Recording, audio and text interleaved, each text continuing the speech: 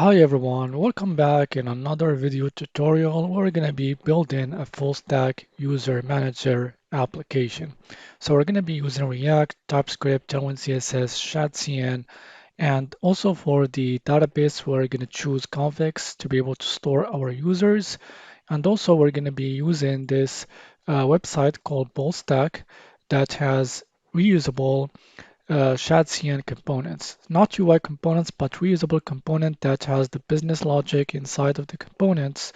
All you have to do is just plug and play and use these components, and that's going to be a time saver, especially for the UI development process. So let's go back to our application. So this is the actual main page or dashboard. So we're having, of course, the dark mode since we're using ShadCN. So the first thing that I want to show you here, we're having the search user. So instead of using the searching for the user in here, we're going to have a dedicated space or dialog to be able to search the user that we want. And also we're having some stats. And finally, we're having this tab that shows the most recent added users.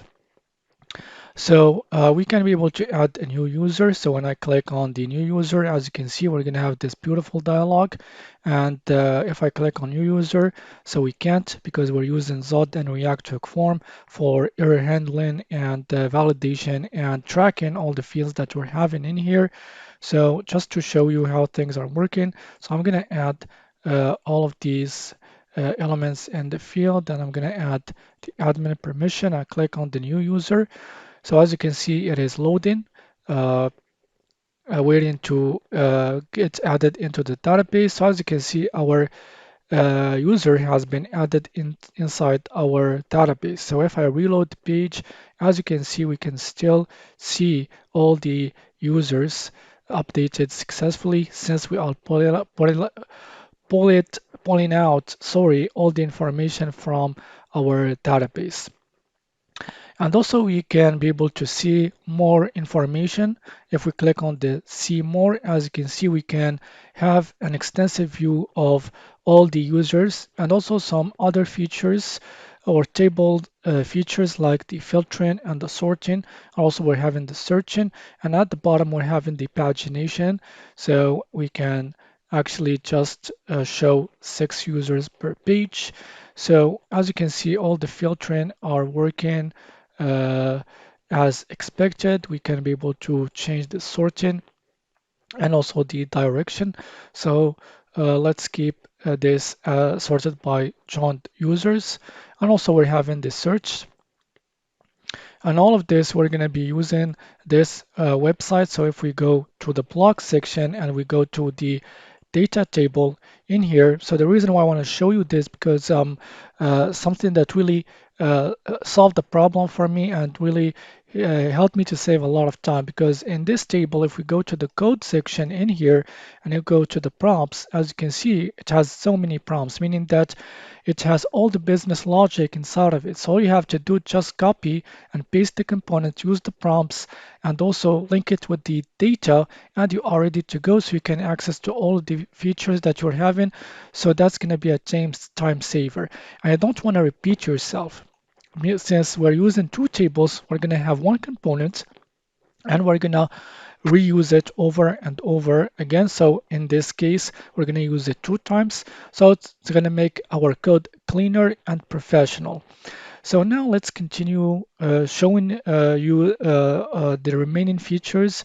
So I showed you how to add the user. So I'm going to show you the remaining grid operations. So when I click on this user that I added, we can be able to actually update the user that we want. So as you can see, I can change all the elements in here. And when I click on the edit user, so as you can see, our user has been edited. So if I reload the page, as you can see, our user that we updated still has the information, meaning that everything has been saved successfully. And notice that we have in the skeleton in our list. So this is also handled by the component that I showed you. So here, if we click on the drop down, we can copy the user. So as you can see, the user has been copied. And the reason why it is so fast because we're using convex and it uses the WebSocket technology. So that's why we're getting feedback really fast. And also we can be able to edit. So I already showed you this, and we can be able to delete. So we're going to have this beautiful alert dialog alerting us before we delete the user. So when I click on the user, as you can see, the user has been deleted. And finally, we can be able to we have the multi-selection, which is also handled by the component. And also I have a dedicated video on my channel if you want to see how to really use this component that I created. So if I click on delete, as you can see, I'm going to have an alert dialog as well. And if I click on the proceed, as you can see, the users that we selected have been actually deleted. And finally, we can be able to export the user array. So as you can see, the user has been exported successfully in a format of CSV file. So one last thing that I want to show you, if we go back to our main page, so we're having these buttons at the bottom, so they are acting like a shortcut.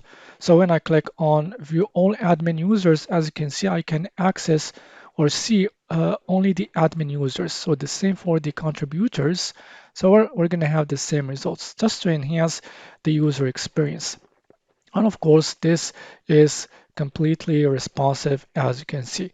So as you can see, it is a full stack application. It has many features, and it's going to allow you to learn a lot of things by building this project. And we are following the best React practices. And also, as I showed you, we're not repeating the code that we're creating. And also, the code it's gonna be a lot cleaner. So if you are really serious about creating and building this project, stick with me till the end of this video. Hi everyone, welcome back. So as you can see, we're going to start from this website called ballstack.dev. So one thing that I didn't mention, I'm not only providing reusable Shadcn components, but also I'm providing a really simple and free service that's going to save you a bit of time, which is this one, Next.js boilerplate generator. So if we click on here, we're going to be headed towards this paper. So what allows us is to actually generate Next.js boilerplate code that has all the initial features like the font and the some of the customization elements that are saved in the global.css automatically, and also the Shadcn UI components, and also all the most important libraries that we're going to be using inside the package.json, and they're going to be installed automatically when we use the npm install. So first thing first, we have this step number one. So we have also at the right side the overview or the preview, sorry, of what we are doing. So here I'm going to choose a name for the project, user stack app. And you can choose the icon here. So so I'm not going to do this. This is a component that you can later on when you generate your code, you can use it. And we're going to use a project description. Here I'm going to copy the project description like this. And we're going to go to the next step. So the next step, it's going to be related to the customization. So we have some initial customization stuff in here, like the border radius. And also we can be able to change our font. So I'm going to change the Poppins font. And also we're having the hidden. And also we're having the primary color. So this is the color that we are going to choose, sorry, for our application. And what it does this, it's going to save all of this automatically in the global.css, so you don't have to do this manually. That's going to save you a little bit of time. So once I'm done with this, I'm going to click on next. And finally, we're going to have an overview of all the options that we choose before we can generate our application. So when I click on the generate, so a file, it's going to be actually generated. So this is the the code in the zip file. So I'm going to open it up, and this is our code. And all I have to do is to extract this into a new folder. So I'm going to extract it in my folder here, my documents, and I'm going to create a new folder. I'm going to extract all these files in there. And so one thing that I'm going to do, I'm going to open up VS Code to open up our code that we just created. So click on the open folder. So we're going to choose this folder that we just created. So let me close this. And so this is the source code. And if we go to, for example, if we go to the components and UI, so as you can see, we have all the Shadcn components in here. So I don't have to, every time when I use a component and install it, because it's going to be here in the project. And also if we go to the package.json, so as you can see, we have all the most important and famous components that are on the package.json. So when we hit npm install, they're going to be automatically installed. So this is what we're going to do. So I'm going to open up a new terminal window, and I'm going to type in npm install to install all the packages. So all the packages have been installed. So all you have to do is just type in npm run dev to run our application. So the project has been compiled successfully, and if we go back to the browser, so as you can see, so this is the application. So I'm providing a very simple landing page, and also if we click on the this button, so we can be able to switch between the dark and the light mode, since Shadcn is automatically installed in our application. And this is what we saw in the preview section when we were creating our Next.js boilerplate code. So so this is our first step. So all the packages have been installed successfully. So now we are going to start building our dashboard by using this, again, this Ballstack website. So after we created our project successfully, now we are going to create our first component, which is the dashboard navbar component. So first thing first, I'm going to go back to my project and the app folder. So what I'm going to do, I'm going to get rid from this landing page that we're having in the page.tsx, and I'm going to create empty component like this. I'm going to save the file, and then I'm going to go to the components folder. So I'm going to delete all the code in here inside the navbar.tsx. So I'm going to keep this file because I'm going to use it where I'm going to paste the new component. So once I'm done with this, what I'm going to do, I'm going to go back to the browser. So as you can see in the main page, we have a blank page with the page text, sorry. So let's go to the bold stack, and we're going to go to the block section, and at the bottom in the dashboard section, what I'm going to do, I'm going to go to the nav bars. So here we're having one nav bar, but it has so many features that I'm going to show you. I'm going to copy this component, and you can view the code if you want to before you copy the code. If you are suspicious or something like this, then you can, I'm going to paste the code in here. So once the actual code has been added, what I'm going to do here, just to show you, I'm going to actually uh, call the component that I just added, and I'm gonna save the file. Of course, I'm gonna organize things, but just to, because this component is gonna be uh, added in another folder, so just for organization purposes, but for the sake of showing you how things are working. So if we go back to our local 3000, so the reason why we have this error because we need to actually turn this component into a client component. So I'm gonna add the use client flag at the top to turn this component into a client component. And if we go back to our application, the error should be solved. So as you can see, so this is the the nav bar, how it looks. First part, we're going to do some customization since this component accepts many prompts that we're going to be using, so we can be able to get the same result that I showed you into the demo of the project. But before we customize our nav bar, so I'm gonna go back to my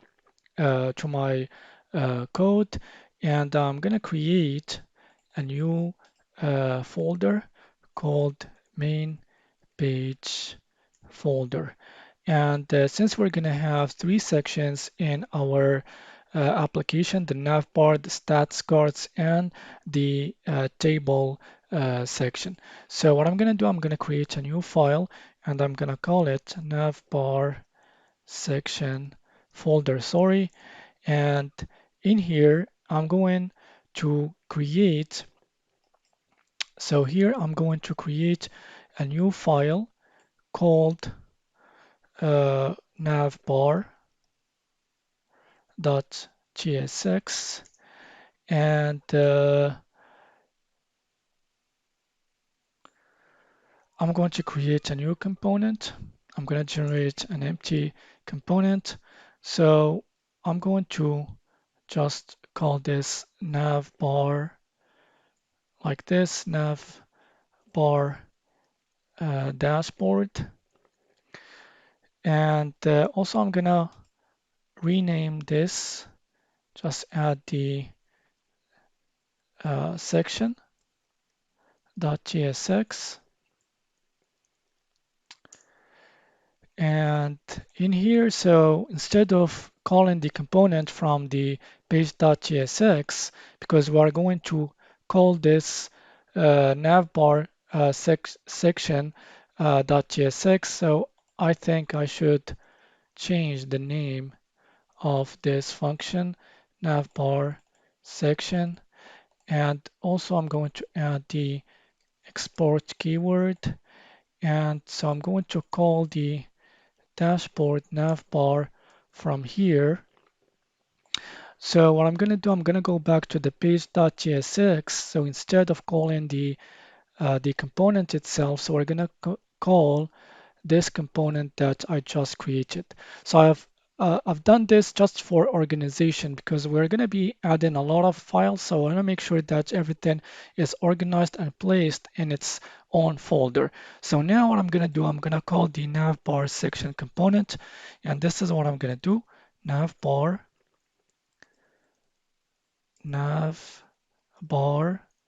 section like this. So I'm going to get rid from this. And we should see our component if we go back to uh, our page. As you can see, so this is our component still in our page, meaning that everything is working fine. So now we are going to start adding stuff into our navbar. So the first element that we're going to be updating is this part. We're going to be showing the name and the logo of the application. So let's go back to our VS Code and in the component section. So here I'm going to create a new file called up name.tsx.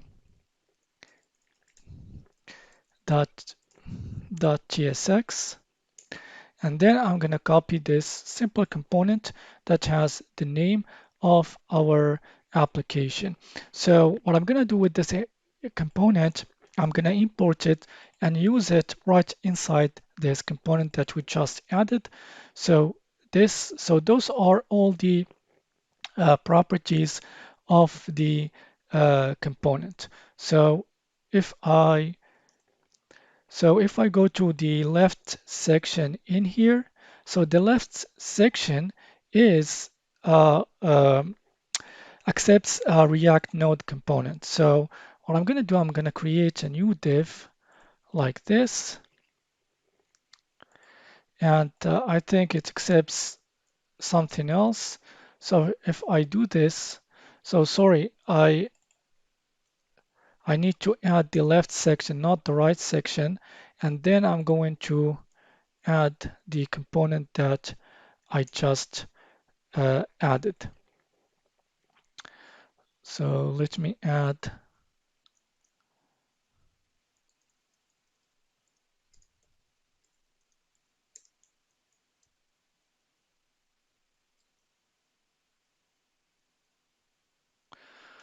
Uh, so now we're going to start updating our navbar. So let's go back to the VS Code and I want to mention that I added the components that we're going to be using for adding them inside the left section. So we're having the app logo.tsx, which are very simple components. So for the logo, as you can see, so we're going to use a simple div, and inside of it, we're going to use this React icon. And we're going to use some gradient by using these utility classes. We're going to make the edges rounded, and we're going to use the flex item center and justify center to center our icon user. And this it's going to be white, and the size it's going to be 19 pixel. So this is the first component, and we have the app name.tsx. So this is the name component, and we're going to put all of these components together. If we go back to the navbar section in this component, so here, as you can see, we have too many prompts that we can use. So as I said, those components that I'm providing are not UI components, but they are reusable component that has the business logic inside of them. So all you have to do just use these prompts. So we're going to use the left section in here. And if we hover the left section, so the type of it, it's a React node, meaning that we can be able to add nodes like div components in here. So this is what I'm going to do. So I'm going to add our components, and I need the reason why we have the error, because we need to import them. And this is what I'm going to do. I'm going to import the second component. And these components, as you can see, inside one div that has the flex and the item center and the gap. So if I save the file and I go back, sorry, if I go back to the browser, so I should reload the page to actually see the new update.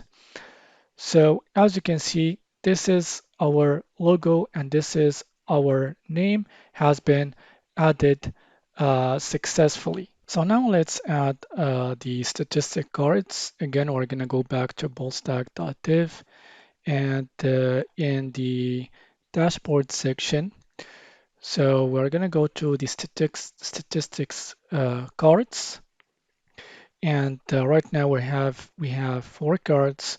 So we're going to be using this design or these cards. So I'm going to copy this, and we are going to go back to our project inside the components folder. So I'm going to create stats cards.tsx, and we're going to paste our code. And the good thing about doing this, it's going to make your code a lot cleaner, because all the components that use the business logic are going to be in one folder, and you can be able to reuse them wherever that you want.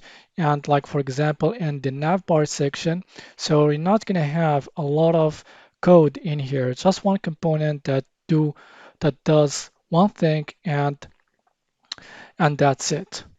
So we're going to do the same thing here. So since this, it's going to be part of the second section. So we're going to create a new folder. So we're going to call it, so I'm going to create a new folder, and we're going to call it statistics cards section. And so the reason why I create a folder, then I create a file, like if I want to create a component that is specific to this section, so things are gonna still be organized in this folder. So I'm gonna do the same thing with that I've done with the nav bar. So I'm gonna call it stat cards section .tsx, and I'm going to create a new empty component. So let me change the name stat cards section. So I'm going to save the file, and then we are going to actually call the component. So let me see the name of the component first. So the component is called I think single card or stat cards 4. So I'm going to run it by this name, stat card,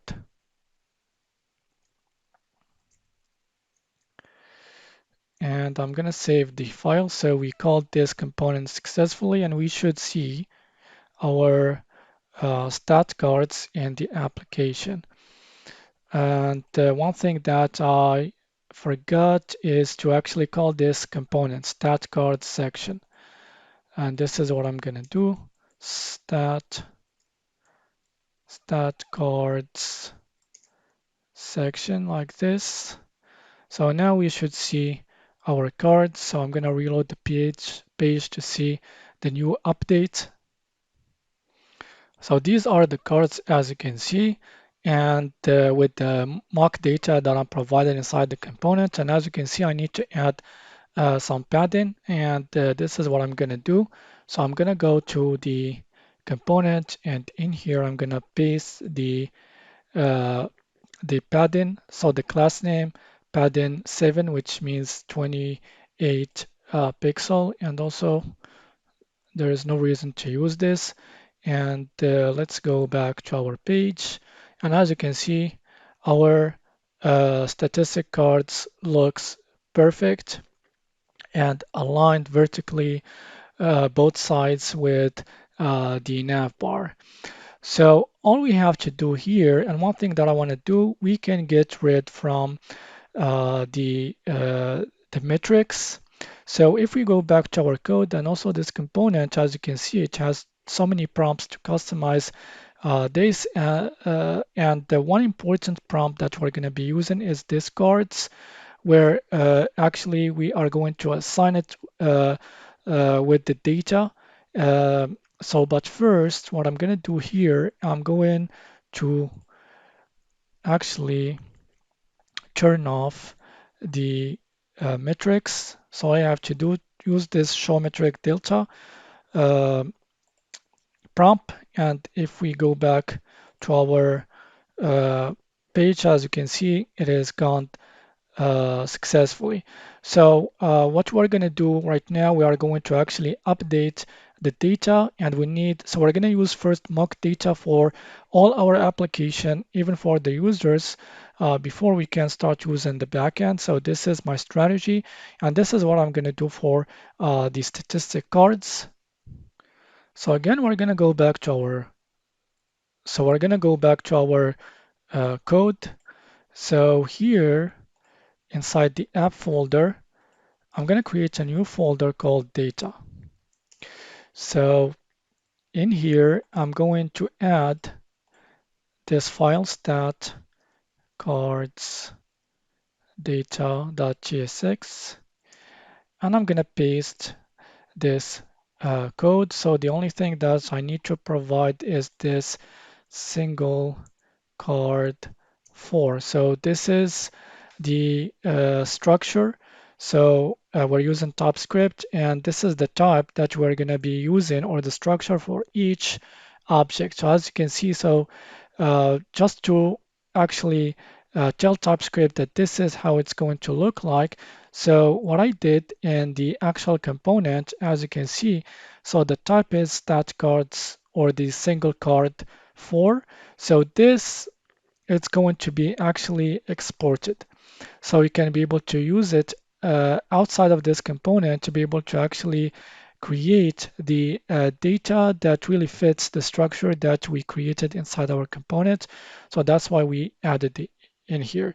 So as you can see, we have the title, the description. For the title, it also has a nested object, the text, and the class name. So I made sure that we can be able to actually update the card just from here without having to go back and forth between this code and the component. So we need to follow the structure that we assigned to our array via the single card for. So we have the value, the icon, the colors, the metric. So since we made this false, so we're not going to see this. The positive metric is true. So I think these are so we can get rid from these if we want to because they can be undefined. So we're having the class name. So the class name, it's going to be actually assigned to the card itself. So here we're going to be using some gradient color. So that's why we added the background gradient utility class, and the bottom area, it's going to be the icon and the text. So the same for the for the other objects. So the only thing that is going to be changing are the data. So once we have our statistics card data, so all we have to do right now, go back to the start card section, and we're going to actually assign this to assign our data to the cards component, and we're going to call statistics card data. I'm going to save the file, and we should see our new data.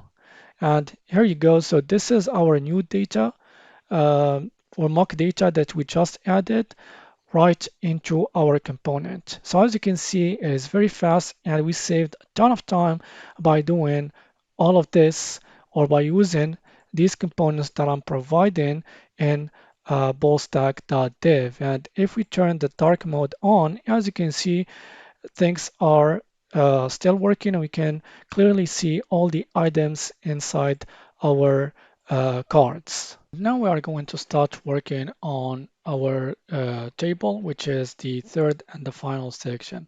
But before this, we need to add our data. So this is what we're going to do. We're going to go back to our code, and in the data folder, so I'm going to create a folder called types.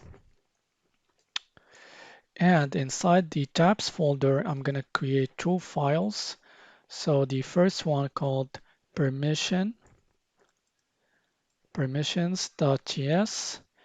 and the second one is user.ts, like this. So I'm going to paste the user object or type. So as you can see, so this is the user type. So the user ID, the full name, the email, the permission. So the permission is a union type called permission that we're going to be adding inside the permission.ts. And also we have in the location and the the join date, which is string type. And to be able to use the permissions type, I'm going to add in the permissions.ts the permissions union type that has three types: admin, contributor, and viewer. So I'm going to go back to the user.ts, and I'm going to import this final type that I created. So I'm going to choose this one. So we created the structure of our user.ts, and what we're going to do right now, we are going to add our data. So I'm going to create inside the data folder a new file called users data.tsx, and simply I'm going to paste the mock data. So let me go all the way up, and I need to update the path of the user type. So I'm going to import again the user type from the correct path. So as you can see, so this is the mock data that we are using temporarily before we go to the backend part. So again, we need to follow the same structure that I showed you, which is the user type.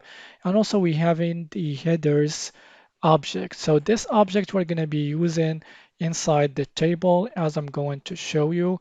So those are the headers that we are going to use, and they need to be the same as the structure or the properties that we used inside the user type.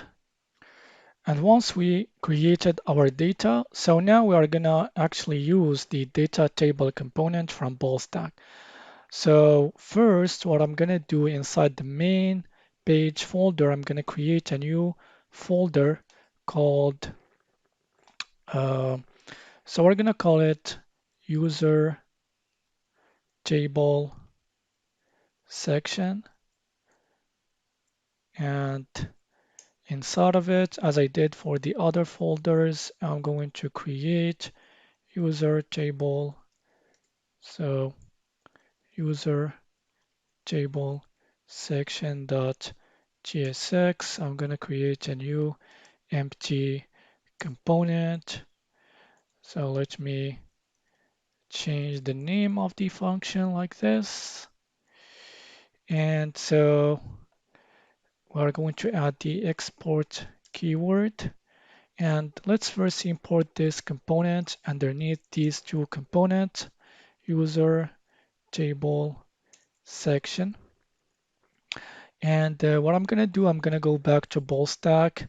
So let's go to the block section. Inside the dashboard section, let's choose the data tables. So, and then we're going to copy the code.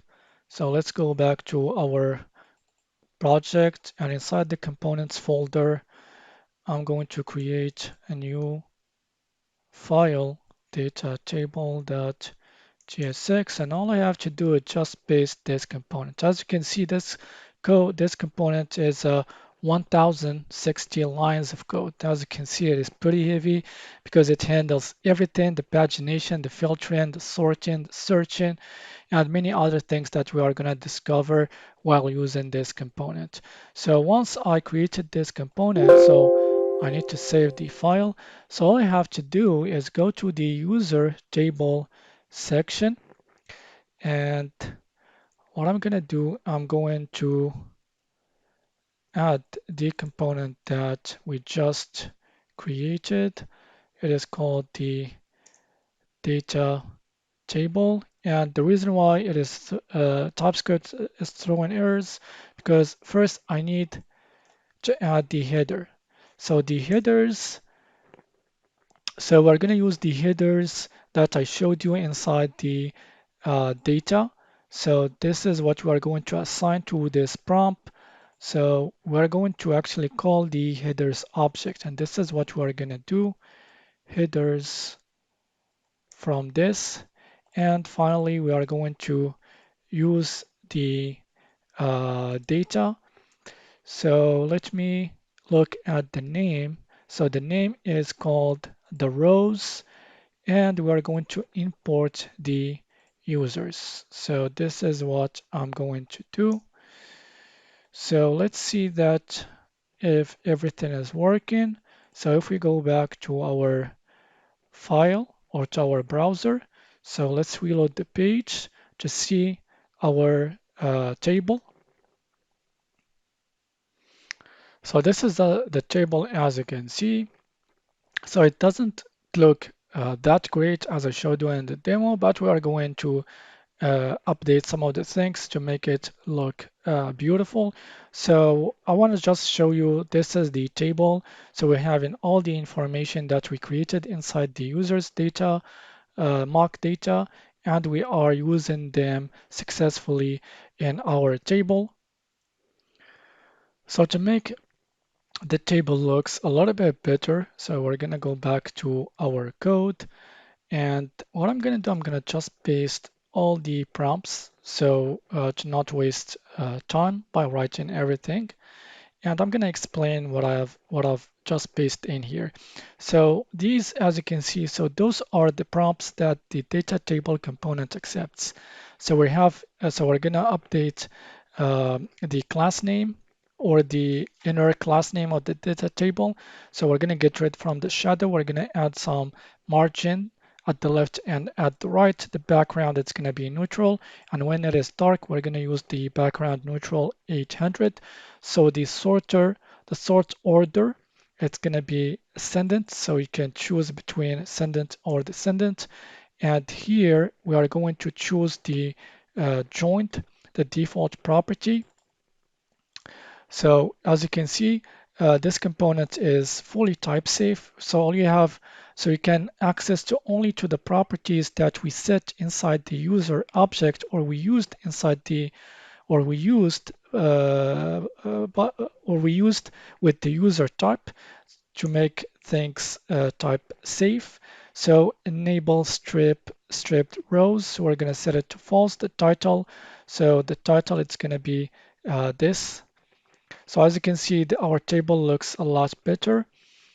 And we have the description and we have the row height, the clickable column. So we're going to choose the full name, but also you can make other columns also clickable. So as you can see, when I hover over the name, so I can see the underline and the color changing, which means that the user can click uh, on these names. And finally, we have in the headers and the rows. So as you can see, our table looks a lot better. So one last prop that I'm going to add is this one. So I'm going to paste it like this. So, so let me call the Shadcn button. So we're going to use the Shadcn button. And also we're going to call the arrow right, which is an icon. And what it does is we are going to actually, so if I reload the page, we're going to see the view more button in here. So we should see the button in here. So as you can see, we have the see more button. So that's going to take us to the all users page. So we didn't create it yet.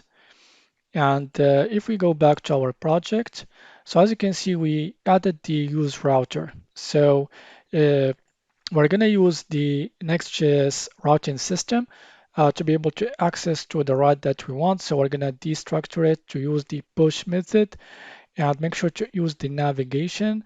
This is what I think that works with the server side. And we're going to use it here to actually push the user or get it to the all users table.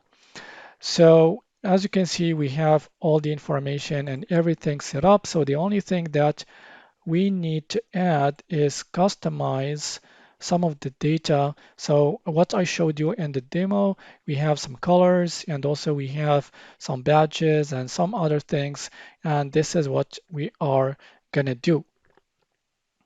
So after we created our data or table successfully along with the dashboard, as you can see, everything looks great so far. So one slight update that we need to do for the table to make it look a lot better, as I showed you in the demo, we need to use a function that's going to allow you to do this, that's going to accept the users as an array, and it's going to do some of the things to actually get the actual visuals that I showed you inside in the demo of the project.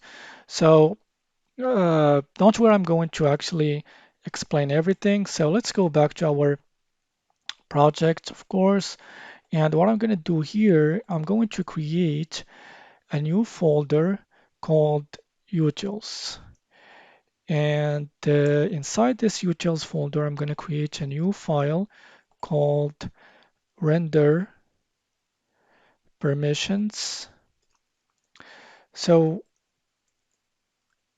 So let me first paste the whole code before I can explain what this code does. So let me get rid from this to be able to get the right permission type since the path is changed. So as you can see, we have this functional component. So we're going to start from here. So we have the we have this function, called the render permission that's going to accept the permission as a parameter, and it's going to be of a union type of permissions. So first we are going to actually access to this object. So this object, it has all the colors for each property. So the text color, it's going to be this for the admin property. This and the background color, it's going to be this color, and the hover background color is going to be this color. So, and then we are going to access to this object by using the permission as an index to access to the property that we want. So if we pass, for example, inside this render function, the contributor, we are going to access to the elements that are inside the contributor object since we're using it as an index in here. And first, we are going to use this if statement. So this if is undefined or null. We're going to actually return this patch. So we should return something. And finally, if everything goes right, we're going to return this batch component that has all the class names. And these are going to be variables based on this colors variable that depends on the permission. So basically what this render permission does, it's going to actually render badges in the permission column as I'm going to show you. And also this function is going to be reused inside the dialog when we want to create a user or update the user. As I showed you in the permission drop down, we are going to select the permissions and we're going to have badges. So actually this component is going to be used uh, basically 3 times in the table, in the user dialog, and the other table in the all users table page that we're going to be using.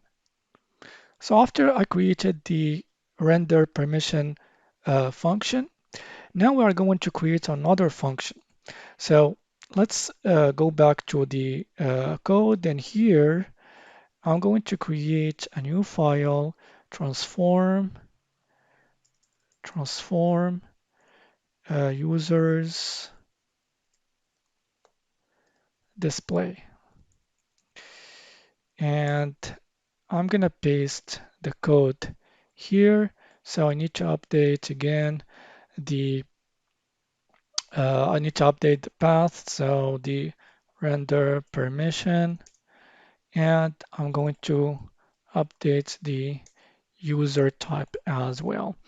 So basically what this function does, as I explained very briefly, so we're going to actually take the users, original users, and we are going to actually return as we're going to return an object that has a key value object. So the keys are going to be only the properties that are inside the user type, and the value it's going to be a React node.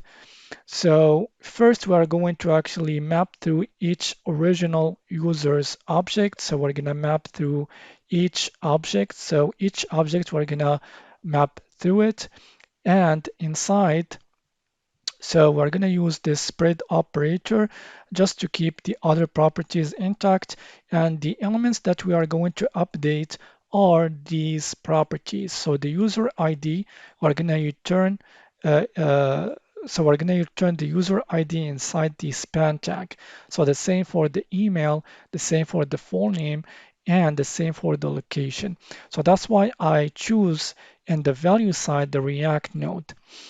And we have the joint and we have the permission. So the permission, we're going to use the render permission that I just showed you. And it accepts the permission as an argument, so we're going to use the user.permission. So since this also has as a type permission or union types of permission, so we are not going to have any error. So once we created our function, so all you have to do is just go to the, so we're going to go to the component. Um, so let's go to the main page and the user table. And here inside the rows, so where is it? So the rows here, we are going to call the transform. So we're going to call the component. So let me go back to the component. So to get the name, format users display. So I'm going to call this uh, function format display or format users display. And I'm going to add the users, and I'm going to add slice just to actually get the first 4 or 5 elements.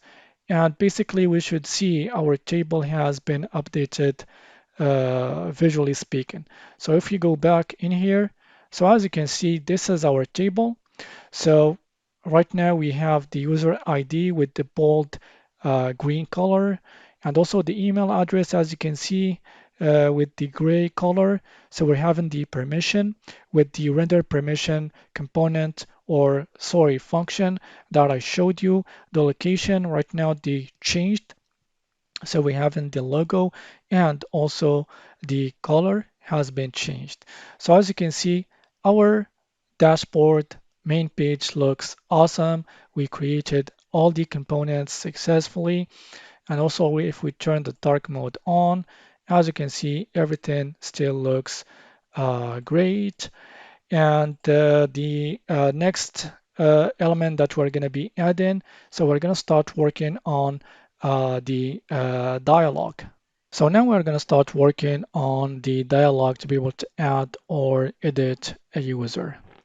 So to be able to do this, first we need to actually get the component that we're going to be using. Again, in bolstack.div, and in the dashboard section, go to the dialogs. So click on this, and we are going to choose. So we have 3 dialogues for now, and also we're going to use this one for the searching. But first, let's focus on the user dialog. So we're going to copy this code, and we're going to go back to the to our code, and I'm going to call this form dialog like this, and I'm gonna paste it in here. So once I'm done with this, what I'm gonna do in the app folder, so I'm going to create a new folder called user dialog dialog form like this. And here I'm going to create a new file, user dialog form.tsx. So the reason why I did so, because we're going to be using other components or the fields. So each field is going to be in its own component, and we are going just to keep things organized. We're going to actually put them in the same folder. And this component that we added, so it's going to be, so we're going to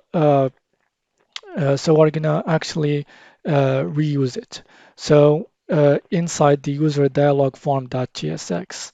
So after we created this, so what I'm gonna do, I'm gonna create an empty component. So let me change the name user dialog form like this. And what I'm gonna do, I'm gonna actually, so let me add the export keyword. And what I'm going to do, I'm going to import this component called dialog1. So this is what I'm going to do, dialog1.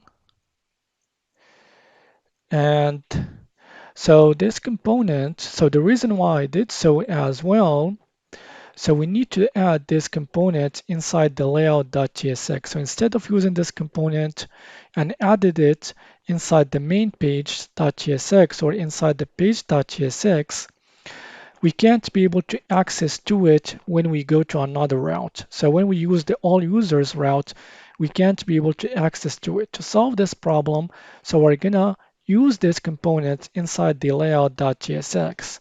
So what I'm gonna do in here, I'm going to import the component that we just created called the user dialog form like this.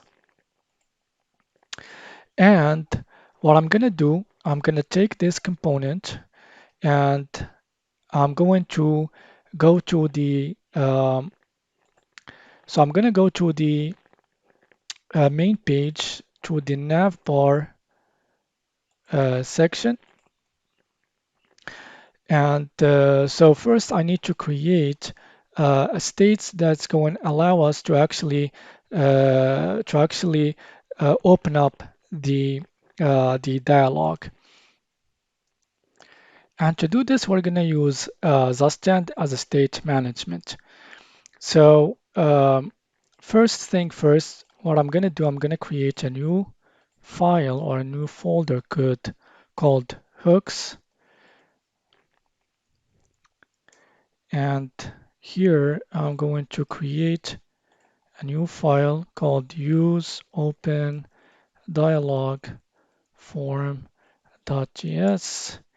and I'm going to paste this code. So basically here we are going to actually use the create function from Zastand. We're going to create our interface, and then we're going to use the create, and we're going to assert this with the user dialog state. So all of the elements are going to be actually asserted based on what we defined inside the interface. And the is open is going to be by default as false. So when we call the open dialog, so we are going to actually set the opposite of the is open. And when we call the close dialog, it's going to set to false. So once we created our state, then we can be able to use this.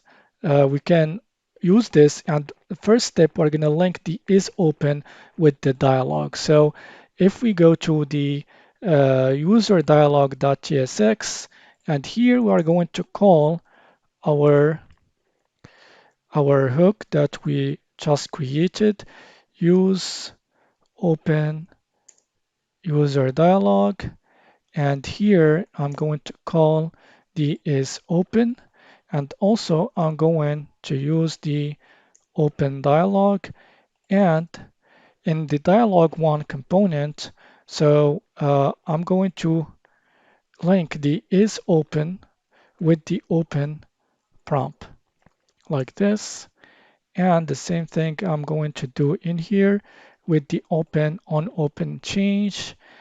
And I'm going to do the same thing in here. And um, so now what I'm going to do, I'm going to actually go to the navbar section. So let me go to the navbar section in here, and in the button data.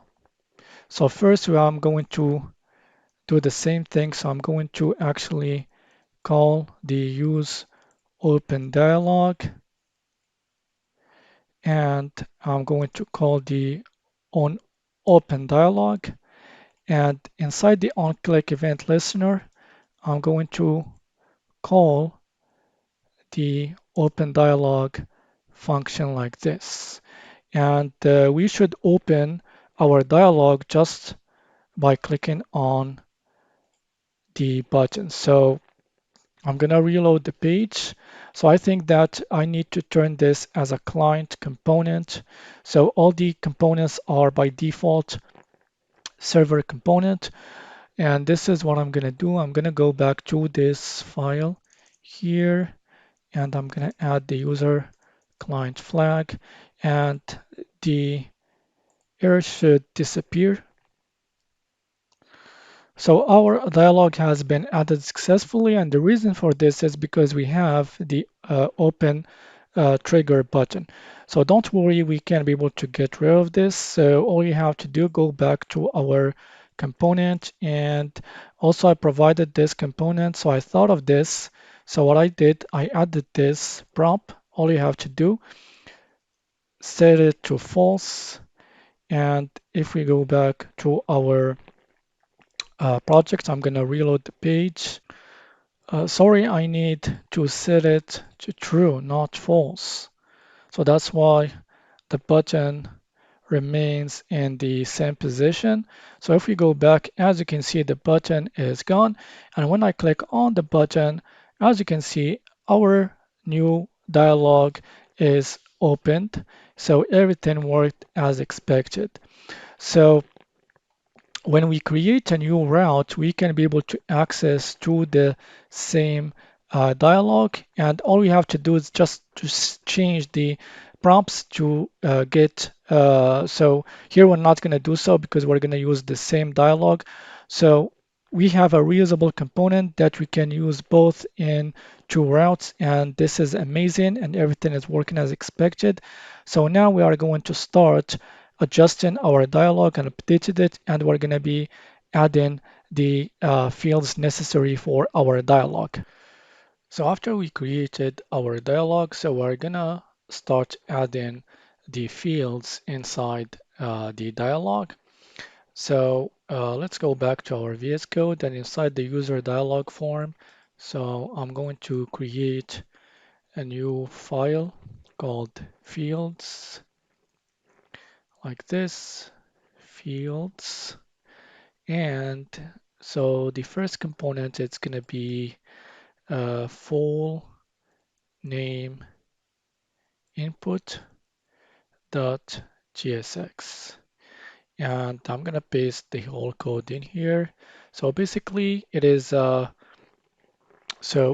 input. So first we are going to add the label, and then we're going to use add the icon. The icon is going to be absolute, and we're going to add the input tag with the ID and the key. It's going to be text, and then we're having the p tag to show the error. So to be able to actually use this component, and if we go back to the user dialog form, actually the dialog one component, the way how I designed it, so we have this component's prompt. So this component's prompt is accepts an array of React nodes. So as you can see, it could be undefined or React nodes array. And what we're going to do, we're going to import our full name input component. And this is what I'm going to do.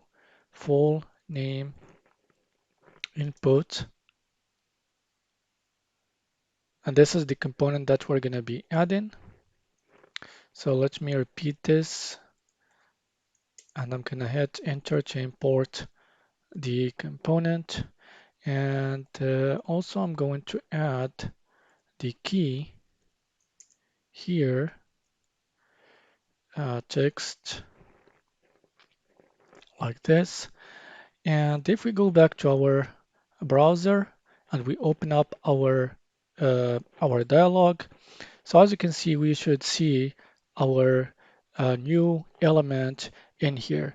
Of course, we need to update uh, uh, the data or the elements of the dialog, like the icon, the title and description, and the button. And this is what we're going to do.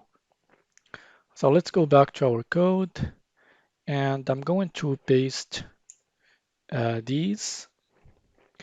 So basically, these are the prompts that the dialog accepts. We're having the title, the description, the icon. So I need to import this user icon from React icons. And finally, we have the primary button, which is text. And I think also it accepts an on-click event or the on-submit so it accepts the button prompts. So the onSubmit function, it is in another prompt, as you can see. So we're going to be using it. So since when we are going to start working with React Hook form, so basically we should see these updates in our dialog. So as you can see, so we have the new title, the description, and the icon, and the button also has been updated. So now we're going to continue adding all the elements for our dialog. So let's go back to our VS Code, and I'm going to create a new file in here called um, users permissions.jsx. I'm going to copy this code, and so I'm going to explain very briefly what this code does. So this code basically, so let me first change or update the path of these elements. So we have the permissions, and also we have the render permission. So if you remember, so we're going to use the same components or the same, um, so we're going to use the same functions and the same types that I showed you in the table section. So let me repeat this and hit enter. And now we should solve this problem. So as I said, we're going to use the render permission function that we used inside the table. And that's what I mentioned when I was creating this. I said that we're going to be using it inside the dialog. And basically here, what we are using the select component. So if we go back to the browser, so we're going to go to shadcn. So we're going to go to shadcn UI. And I'm going to actually explain what I mean by um, what I'm saying. So I'm going to click on Get Started to access to the ShadCN website. So I think that I need to go from here, ShadCN UI components, and we're going to go to this page. So actually, let's choose the select. So this is the component that we're going to be using. So we're going to be actually using this select or this drop down, and the basic code of it. So this is how it looks like. So we're going to add some other elements to get the results that we want. And this is why it looks a bit different. So here we're having the label at the top, we're having the select, so we having the value and the on value change. So here we are created our on state value and set value. So we're going to actually link them to the select tag. So here we have the select trigger, the actual button that we're going to click on to trigger the select or the drop down. So we have a simple icon and the select value, which is provided by shadcn. So first it's going to be empty, and we are going to show a simple placeholder. And inside the select content here, we are going to use an inner select group uh, tag or component, and we're going to go through the permissions area. So we're going to map through each element, and we're going to use the select item that also is provided by shadcn to render each element. And we're going to use the render permission to actually render as a form of a badge like we did for the table. So once we created this, all you have to do, go back to the user dialog form, and I'm going to call this component that we just created. And so the name is called permission drop down menu. So I'm going to add it in here, permission drop down menu. So I'm going to add a simple key in here just to avoid lint TypeScript lint errors, and I'm going to call it permissions like this, and we should see our select or our drop down in our dialog. So let me reload the page to see the new update.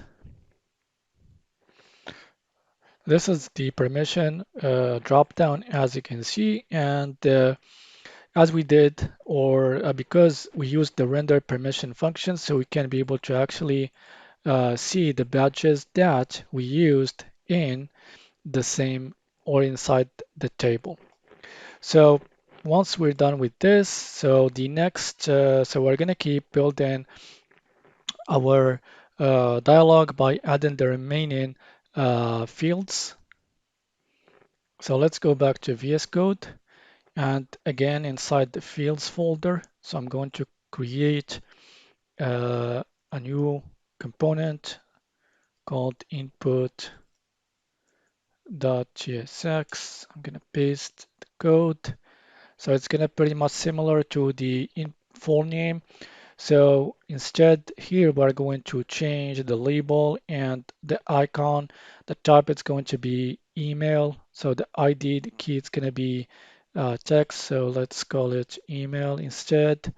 So, and then we are gonna actually uh, import this component as we did for the other ones. And inside here, I'm gonna import email.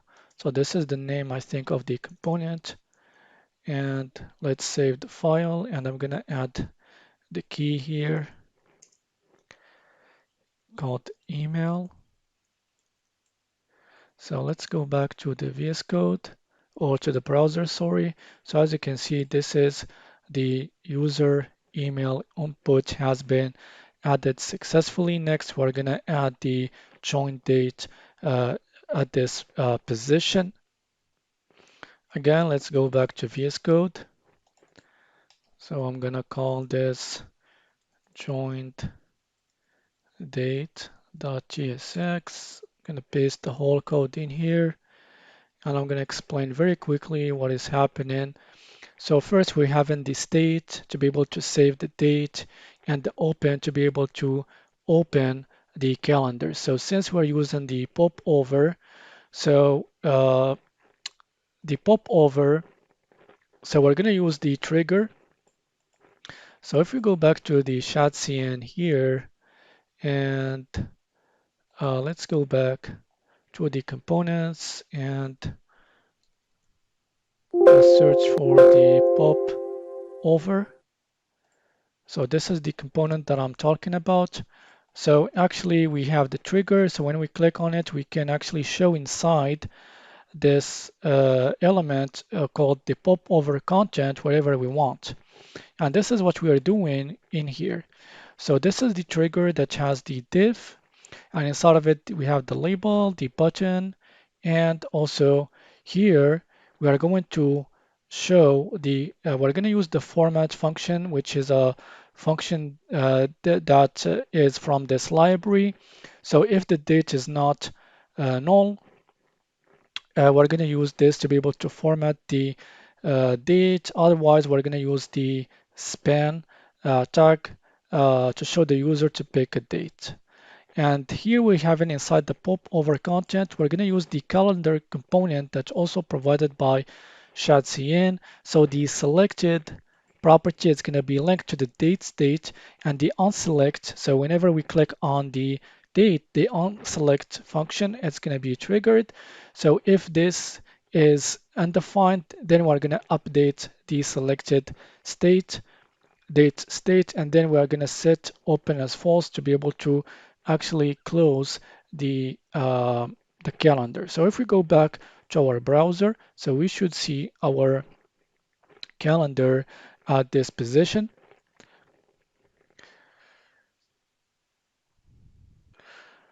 So because we refreshed the browser, if we go back here, so the reason why we shouldn't, we're not seeing this, so I forgot to actually import this in the user dialog form, and this is what I'm going to do here. So let me go back to the file to see the name. So it is called date picker. So we're gonna stick with this name, even if it's generic, date picker. And I'm gonna change the key and I'm gonna call it joint.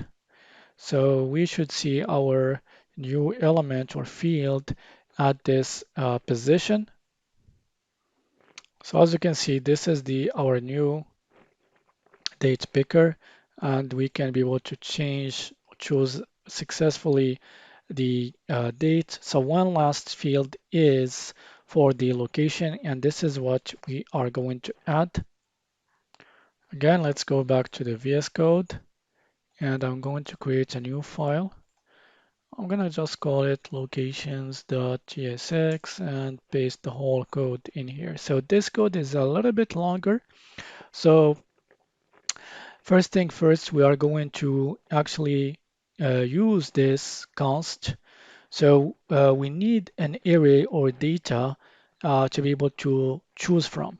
So what we're going to do here, we're going to actually get the locations from the user's array. And the reason why we're using the new set to be able to get rid from the duplicates. So then after we got rid from the duplicates, then we're going to map through the new function and we're going to create a new object. So it is called the value and the label. And so the value is going to be location to lowercase and the value it's going to be location. So inside the function, again, we're going to have two states. So this for opening and closing the popover and the value to be able to actually save the location that we selected. So we have the popover trigger. So here we have inside of it, we have the div, the location and the button. So inside the button, we are going to render and show the location that we just selected. So if the value has been selected or it is something in the value, then we're gonna access to the locations and find the location that is equal to the value that we selected from the state. Otherwise, we're gonna show the select location. And here the popover. So the popover, we're going to use another component called the command to be able to actually have auto location with the search. So if we go back to our project and reload the page to see the new updates, but first I need to add this component inside the user dialog form. And so the dialog or the field is called location combo down. And this is what I'm going to do. Location combo box, sorry. And the key, it's going to be locations. So if we go back here and I'm going to reload the page and let's open up our dialog. So as you can see, this is our uh, drop down with the search, and these are all the locations. So to be able to actually get to the search feature, so we're going to use the command. So it has the command input and we have the command list to be able to render all the locations. Again, we're going to use the locations array and we're going to map through each location. We're going to use the command item, and inside of it, it's going to be the value and the onSelect event listener. It's going to be actually fired whenever I click on the location that I want. And what it does, it's going to update the value by using its setter, which is the set value. And then we're gonna close the command component. And also we have the check icon. So basically there is a boilerplate code you can use in ShadCN, and all you have to do is just tweak it to get the results that you want. So this is what I've done. And we completed our dialog. So the only thing that we are going to do, but not for now, Probably I'm gonna do it. And the second part is to create the validation, the ZOD and React check form, the ZOD for the schema, React check form for error handling, and tracking the field. So we are gonna do this in the second part. So I'm gonna continue building the UI of this component. So as you can see, even the UI takes a bit of time to actually create for this simple project. So the next thing that I'm going to add is the search user. So what I'm going to do next, so I'm going to add this dialog to be able to search for the user as I showed you in the demo of the project. So now we're gonna start adding the search dialog. So first thing first, we're gonna go back to ball stack, and this is the actual component that we're gonna be using. So copy the code, and we're gonna go to the uh, navbar section. So since this it's gonna be linked to the or used inside the navbar, so using I'm gonna create the component in here, search dialog.tsx. So actually, we're not going to use directly the component from here because uh, we want to create a functional component and we're going to use some states. And that's why we are going to create so we're going to add the component that we're going to directly use inside the components folder. So here I'm going to add the search dialog.tsx, and I'm gonna paste the code in here. And we are gonna go to the search dialog.tsx that we created inside the navbar section. So first I'm gonna create an empty functional component like this. And so here I'm going to call the component that we added inside the components folder. So I think that the name is called doc search dialog, and then we're going to call this component in the navbar section.tsx. So we're going to actually use a prompt called the write section. Also, this write section accepts an array of React nodes.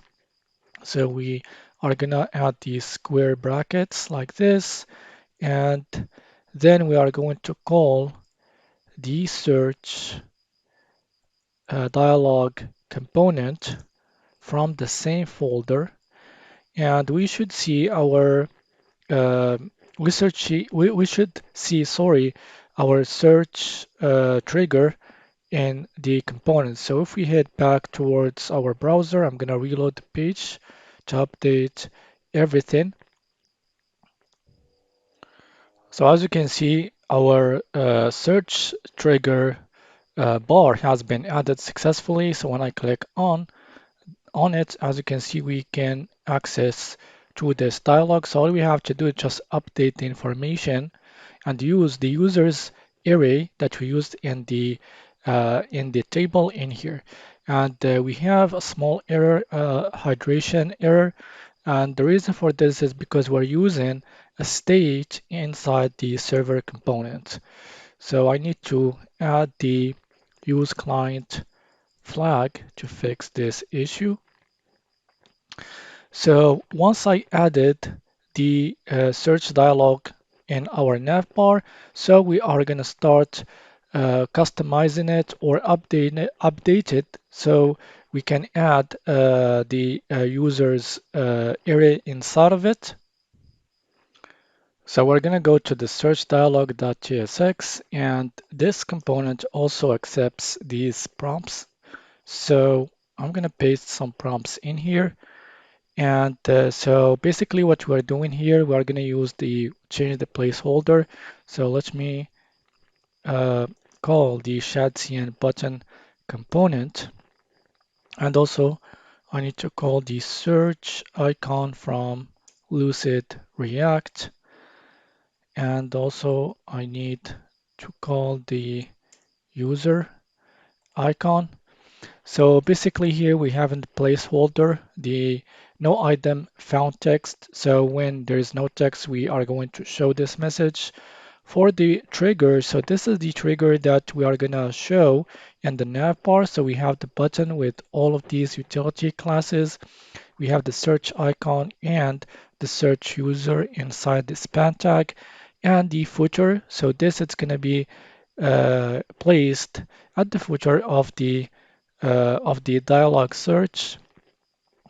So because we are using the footer node inside like in a property, because this property also accepts the class name and is visible property if we want to make it visible or not. And basically we have a simple component to show the user icon and the number of users. So basically this is going to be updated once we start working with real data.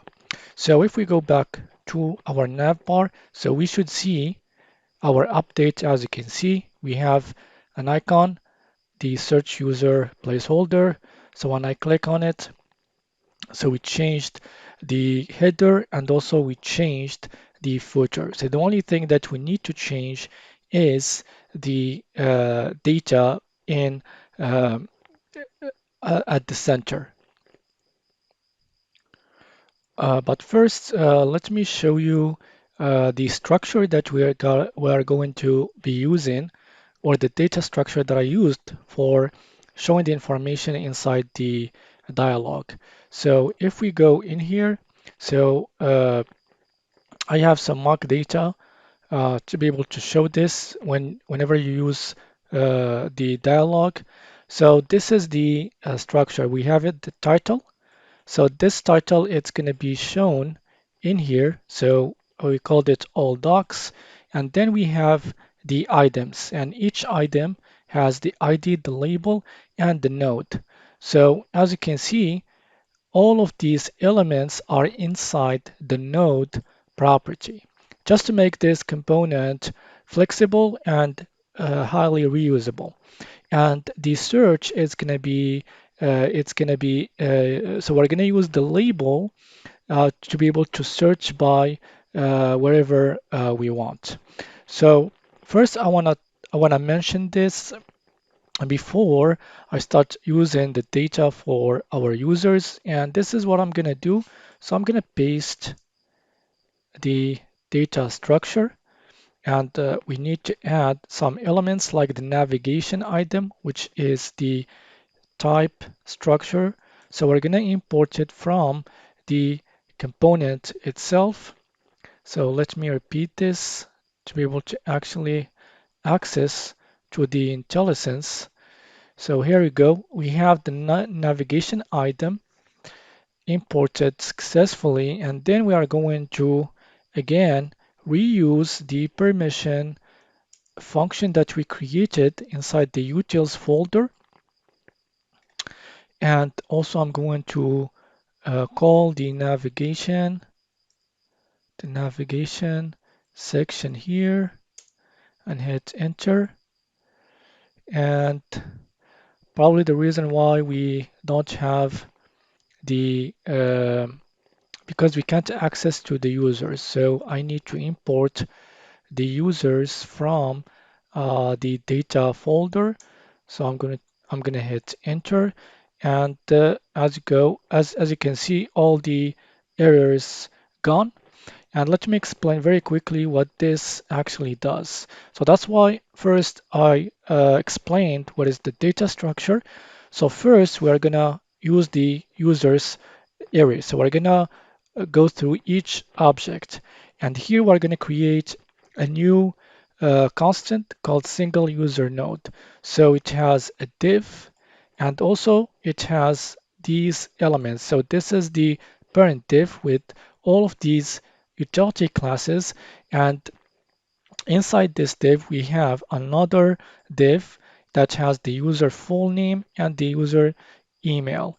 And here we have the render permission. So because we are using the justify between, these two elements are going to be positioned uh, one at the right side and one at the left side. And then we are going to return the ID, the label, and the node.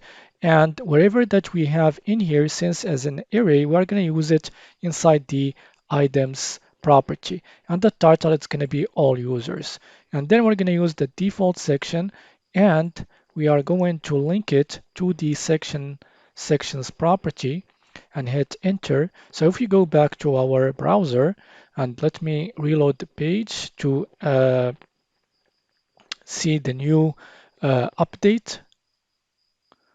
So now when I click on the input, as you can see, we have all our users with the data.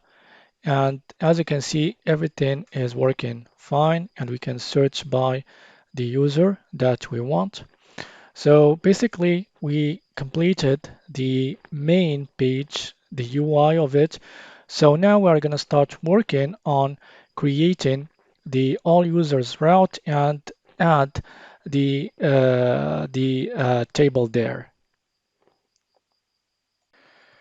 So the first thing that we are going to do, we are going to create our route. So let's go back to our code, and inside the app folder, we're going to create, since we're using Next.js, we're going to create a new folder, and I'm going to call it all users. And here I'm going to create page.csx, and I'm going to create a new empty component. So we created our route. So let's go back to VS Code, to the browser, sorry, and let's type in all users to compile the new route that we just created. So as you can see, our new route or new page has been compiled successfully.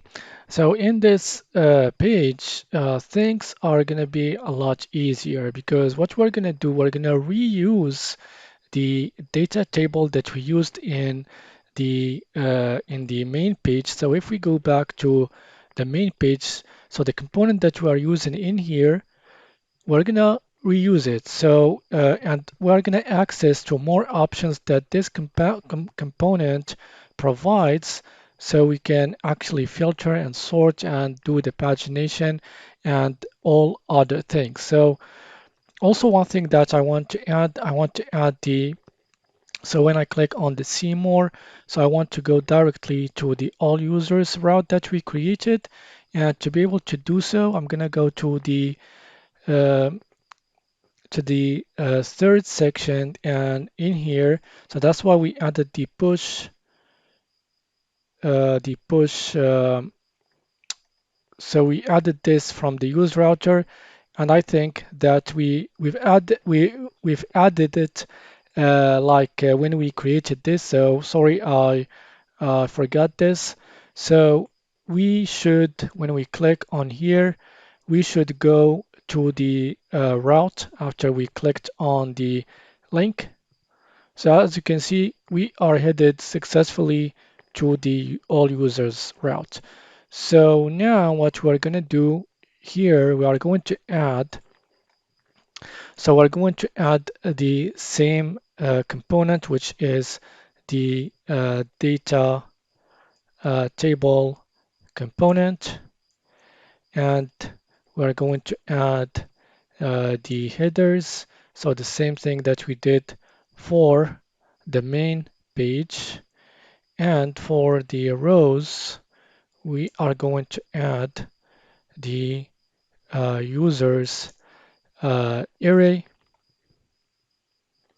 And also I'm going to paste the remaining prompts like this.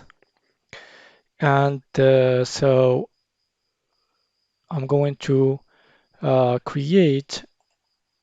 So basically, in the users, we're not going to use the users or the original users. So we're going to do the same thing as we did in the user table section. So we're going to use the format users display. So I'm going to copy this, and I'm going to create a new a new const called all users. I'm gonna paste this.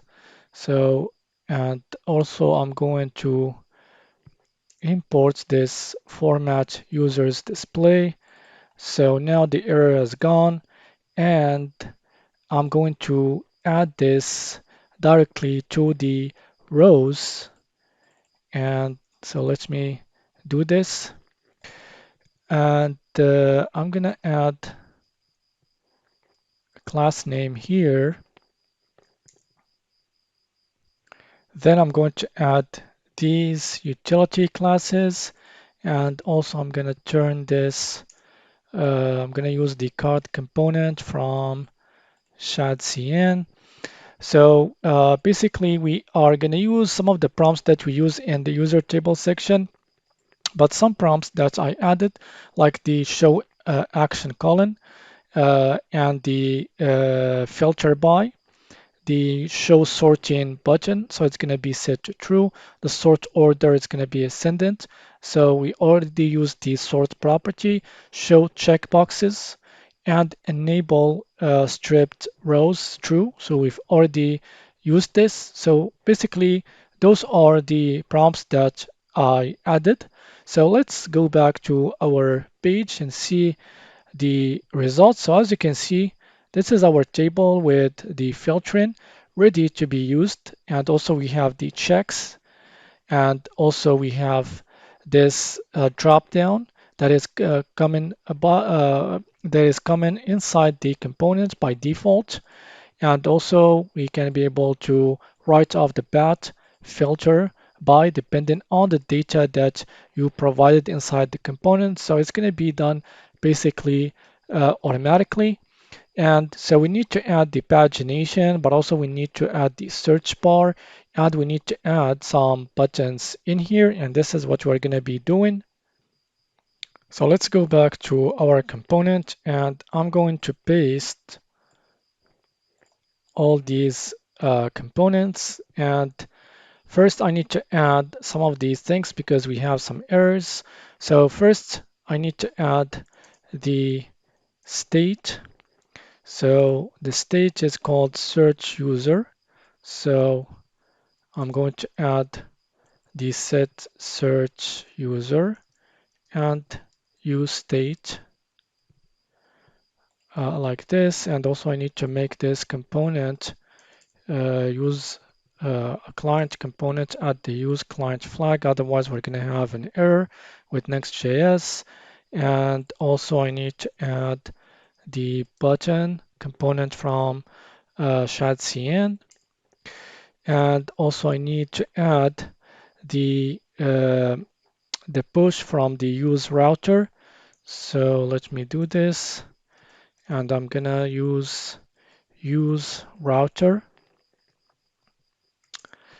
And we are going to destruct the use router and access to the push method. And so this basically, when we click on the button, we're gonna go back to the main page. And finally, we have these icons, keyboard, outline, um, double arrow left, and we have the final icon, the C export, and save the file. So basically, we added all the elements needed so we can get rid from the errors. And let's go back to our page. Sorry.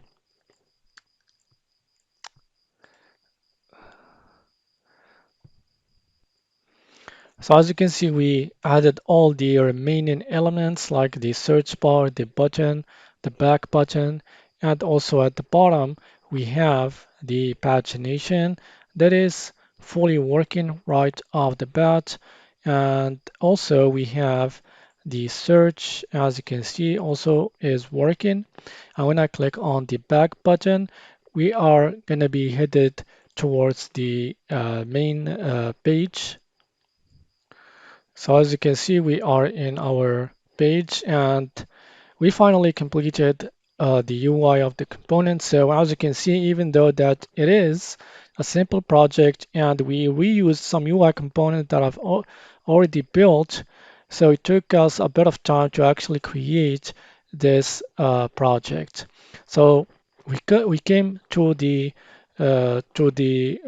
finish line of the first part, and so I'm gonna stop here. And the next part, which is the second part of this series or this series, we are going to actually put the dots together so we can be able to use the mock data to use the CRUD operations in the front end. Then the third part is going to be working with the back end.